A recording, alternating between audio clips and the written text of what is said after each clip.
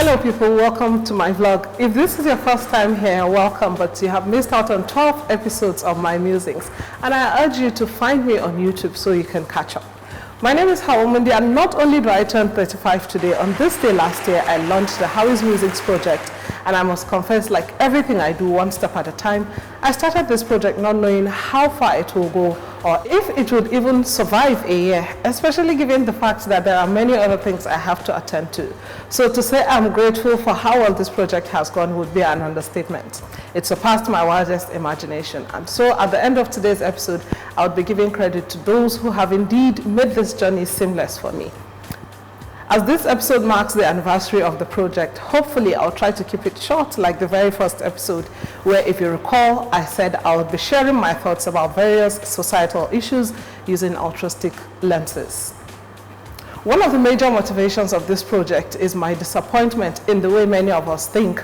As Africans and indeed Nigerians, you would agree that we have a long way to go on the journey of development. Having said that, you would think that with the increasing number of graduates our higher institutions produce every year into the society, we would have a generation of critical thinkers. But unfortunately, that is not the case. Not only is education overrated, the quality of the one we get in Nigeria is questionable. And of course, obtaining a degree does not also equate intelligence or having the ability to be a problem solver.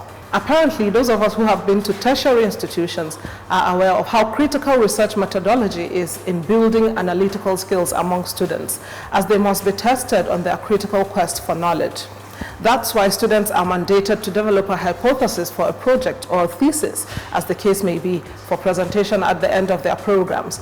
This piece of research work becomes one of the necessary requirements before graduates get awarded with such higher qualifications.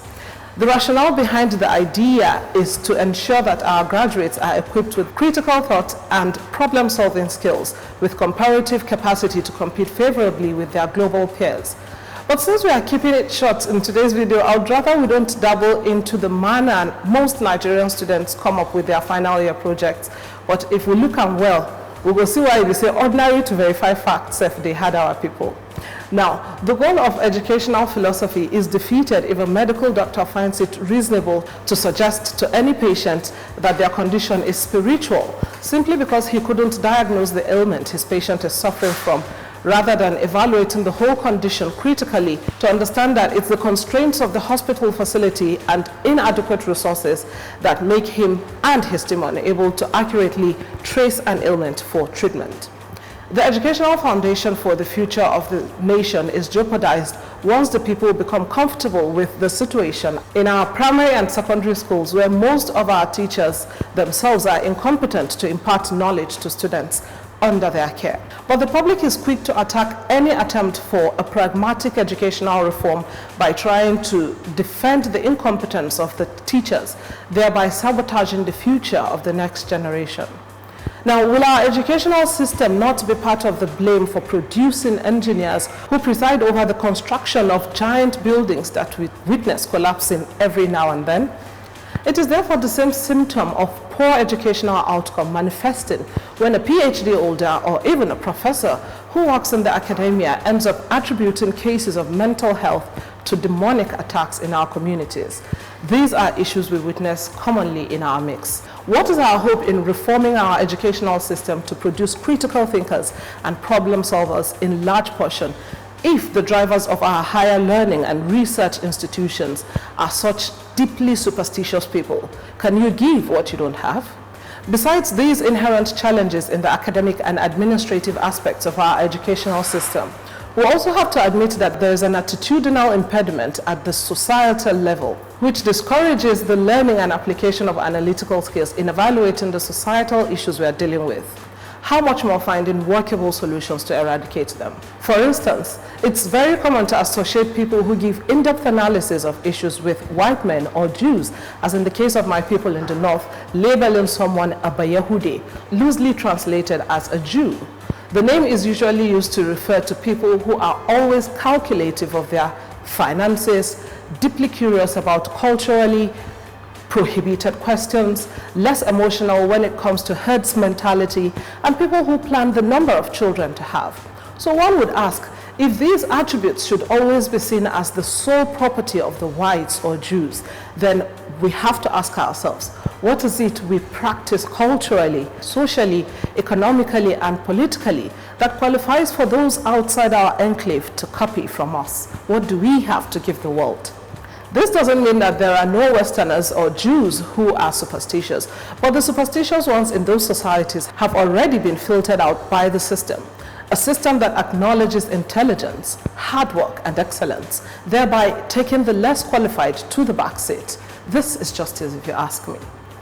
Though if we go by the saying, to whom much is given, much is expected, in trying to identify the root cause of the eroded quality of education, we see many of these challenges originating from structural decay and poorly equipped teaching environment run mostly by unqualified teachers. This is not only peculiar to the Nigerian public education, but also common with most African countries. American-Afghan author Khalid Hussein, in his book titled The Kite Runner, said, "There is only one sin, which is theft. Every other sin is a variation of theft.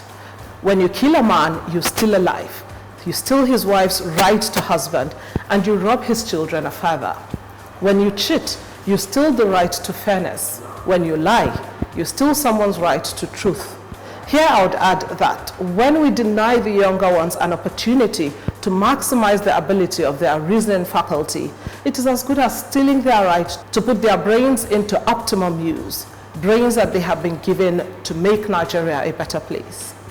On this note, we end this episode of Howie's Musings. I'd like to say a special thank you to my family, my mom, my brother and sister for always believing in me. My friend Steve for pushing me to start this project. This wouldn't have happened without you. Thank you so much. Many thanks to my girlfriends for being my support system and always coming through for me. My brother Ahmed Usman for helping me bring the Howie's Musings brand to life and for sponsoring our anniversary giveaway. To John Karish Chukuma, my director of photography, he makes sure our videos are as sleek as can be, and thank you so much. Many thanks also to William Adebo for being our sponsor. I do not take you for granted. And last but not least, my husband, Ibrahim Aliu, I call him the editor-in-chief, for making sure my content is always very well cooked. I hope as always that I never disappoint you guys. Meanwhile, congratulations to our Widow of the Week, Mrs. Edith Ofiri, who was nominated by me because this is a special edition. She has earned herself 50,000 Naira from our sponsor. Also find attached to our Facebook post of this video names of winners of our anniversary giveaway. Your feedback is important to us, so please share your thoughts about today's musings and share this video as well. Until I come your way next month, my name is Hawa Mundi, urging you to let us build a generation of critical thinkers. Bye for now.